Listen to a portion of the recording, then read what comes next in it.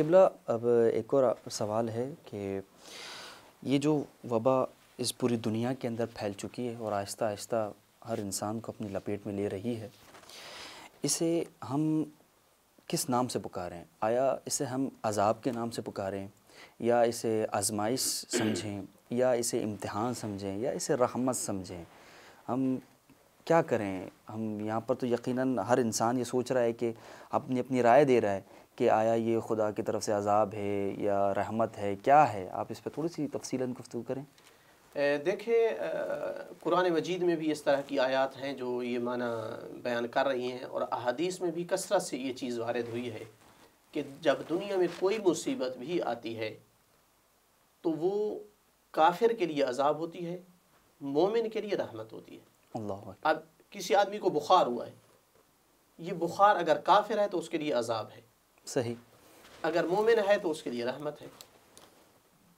حتیٰ چھوٹی سے چھوٹی تکلیف بھی مومن کو جب پہنچتی ہے تو اس کے لیے رحمت ہے۔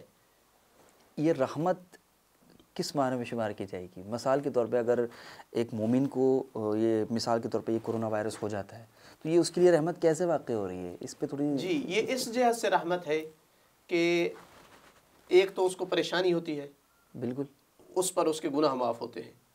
صحیح، اس کو جسمانی تکلیف ہوتی ہے، اس پر اس کے گناہ معاف ہوتے ہیں۔ اقتصادی طور پر پریشان ہوتا ہے، اس کے گناہ معاف ہوتے ہیں۔ درجات اس کے بلند ہوتے ہیں، عبرت حاصل ہوتی ہے اس کو، دنیا کی بے ثباتی کا اس کو اندازہ ہوتا ہے، اپنے خدا کی طرف ان مصیبتوں کے ذریعے سے متوجہ ہوتا ہے، توبہ اور استغفار کرتا ہے۔ یہ سب چیزیں اس کے لیے باعث رحمت ہوتی ہیں۔ ایک حدیث بالخصوص وبا کے حوالے سے امام رضا علیہ السلام کی طرف منسوب کتاب عیون اخبار رضا، اس میں یہ وارد ہوئی ہے، امام حسن عسکری علیہ السلام سے حدیث۔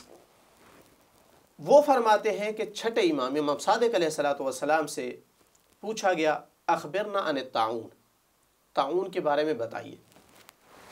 تو امام علیہ السلام نے فرمایا، عذاب اللہ لقوم ورحمت للآخرین۔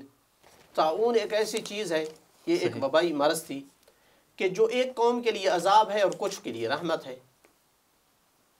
تو سننے والے کو سمجھ نہیں آئی، قالوا کیف، بولا یہ کیسے ہو سکتا ہے ایک ہی چیز کچھ لوگوں کے لیے رحمت ہو بالکل اور کچھ لوگوں کے لیے یقیناً عذاب ہو۔ تو امام علیہ السلام نے کیا خوبصورت جواب دیا، فرمایا، اما تعرفون ان نیران جہنم عذاب علی الکفار وخزنۃ جہنم معهم فیها فہی رحمت علیہم۔ کیا تم اس بات پر عقیدہ نہیں رکھتے ہو، نہیں جانتے ہو اس بات کو کہ جہنم کی آگ جہنمیوں کے لیے عذاب ہوگی، لیکن جو جہنم کے فرشتے ہیں وہ بھی اسی میں ہوں گے، ان کے لیے رحمت ہوگی۔ اللہ اکبر، بہترین۔ تو یہ اللہ کا کام ہے کہ وہ ایک ہی چیز کو عذاب بھی قرار دے اور رحمت بھی۔